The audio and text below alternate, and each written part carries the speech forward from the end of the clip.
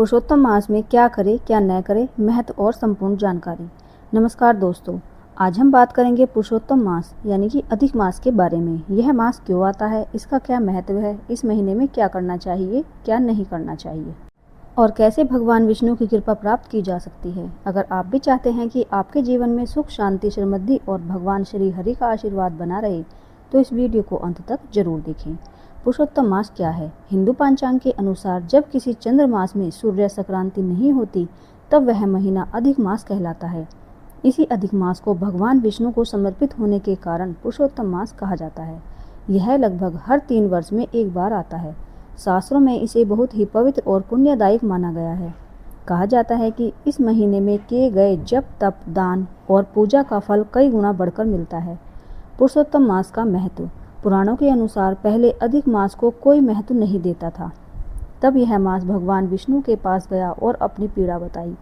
भगवान श्री हरि ने इसे अपना नाम पुरुषोत्तम देकर सबसे सर्वश्रेष्ठ बना दिया। इसी कारण इस महीने में भगवान विष्णु और श्री कृष्ण की पूजा विशेष फलदायी मानी जाती है।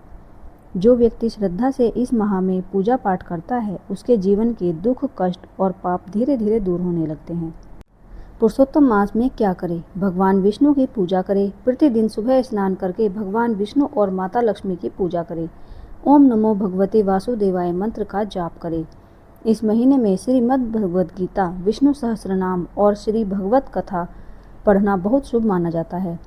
तुलसी पूजा करें। तुलसी माता को जल चढ़ाए और शाम को दीपक जलाए। तुलसी पूजा से घर में सकारात्मक ऊर्जा आती है।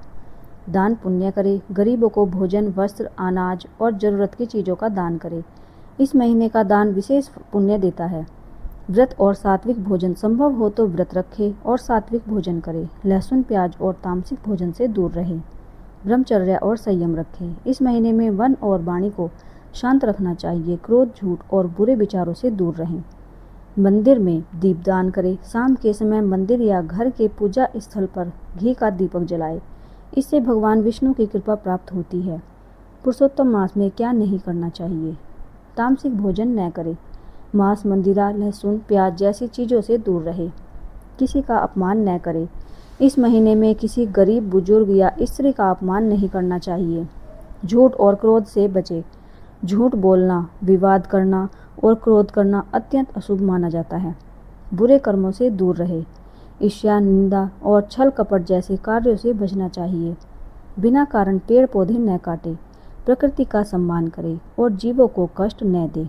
नकारात्मक सोच से बचें। हमेशा भगवान का स्मरण करें और सकारात्मक विचार रखें। पुरुषोत्तम मास में विशेष उपाय। पीपल के पेड़ पर दीपक। शनिवार की शाम पीपल के पेड़ के नीचे सरसों के तेल का दीपक जलाएं। केले के पेड़ की पूजा। भगवान विष्णु को प्रसन्न करने के लिए केले के पेड़ की पूजा करनी चाहिए।